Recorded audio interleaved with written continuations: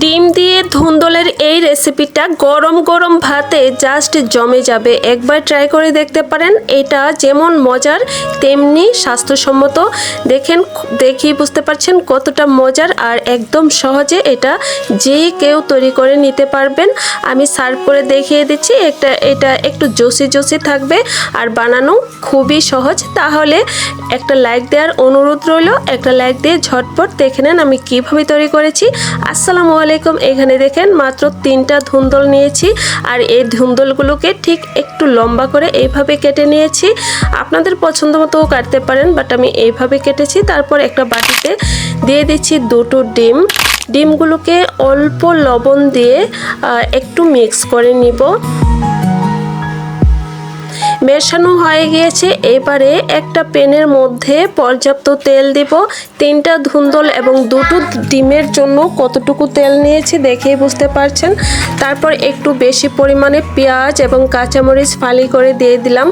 এখানে জাস্ট একটু সময় নেড়ে চেড়ে পেঁয়াজগুলোকে সামান্য কালারটা চেঞ্জ হতে দিব। যখন কালারটা চেঞ্জ হয়ে যাবে তখনই হালকা কিছু মশলা দিব। অল্প একটু হলুদ, একদম সামান্য একটু মরিচের গুঁড়ো, আর দিয়ে দিয়েছি অল্প একটু ধনিয়ার গুঁড়ো আর অল্প কিছুটা জিরে গুঁড়ো দিয়ে একটু নেড়ে চেড়ে কেটে রাখা ধুন্দলগুলো দিয়ে দিচ্ছি। আমি একটু লম্বাটে করে কেটেছি, তাহলে দেখতে সুন্দর লাগবে। এবারে লবণ দিয়ে দিলাম। এখানে কিছুক্ষণ নেড়ে চেড়ে তারপর ঢাকনা দিয়ে দেব। আর এই রান্নাটা খুবই সহজে হয়ে যাবে। যখন ভালোভাবে মেশানো হয়ে যাবে তারপরেই ঢাকনা দিয়ে দেব।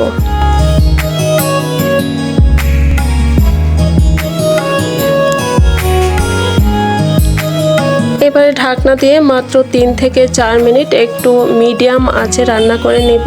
3-4 মিনিট পরে ঢাকনা সরিয়ে আবারও একটু নেড়ে চেড়ে দিব।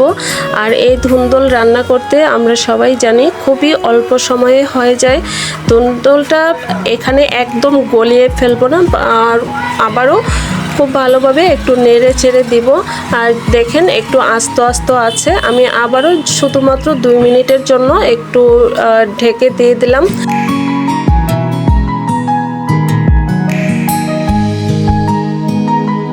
এবারে আরও একটু নেড়ে চেড়ে তারপর ডিম দিয়ে দিব। আর ধুন্দলটা কিন্তু পর্যাপ্ত সেদ্ধ হয়ে গিয়েছে। এখানে একদম নরম করে ফেলবো না, এটা সেদ্ধ হয়েছে বাট একদম আস্ত আছে। আর কালারটাও দেখেন মাশাআল্লাহ কতটা সুন্দর। আর ধুন্দলে অবশ্যই একদম অল্প মশলা ব্যবহার করবেন। গুলিয়ে রাখা 2টো ডিম এবারে দিয়ে দিচ্ছি উপরে। তারপর এবার নেড়ে চেড়ে দিব। আর এখানে কিন্তু এবারে জাস্ট 2 মিনিটের মতো একটু নেড়ে চেড়ে নিব। আমার এই রান্নাটা কিন্তু প্রায় কমপ্লিট হয়ে গিয়েছে। ডিম দিয়ে বেশি একটা সময় জাল করার কোনো প্রয়োজন নেই, তাহলে এটা কিন্তু একটু জুসি থাকবে আর খেতে অনেক মজার হবে। আর দেখেন ফাইনাল লুকটা কেমন হয়েছে। আমার ধুন্দল রেসিপিটা কিন্তু হয়ে গিয়েছে। ডিম এবং ধুন্দলের এত মজার এবং এত সহজে যে একটা রেসিপি হয় এবং কতটা মজার হয় ট্রাই করলেই বুঝতে পারবেন। তাহলে যদি ভিডিও ভালো লেগে থাকে অবশ্যই সাবস্ক্রাইব করে পাশে থাকা বেল আইকন অল করে দেবেন। টিকটক, ফেসবুক, ইনস্টাগ্রাম থেকে যারা দেখছেন তারাও ফলো দিয়ে পাশে থাকবেন। আল্লাহ হাফেজ।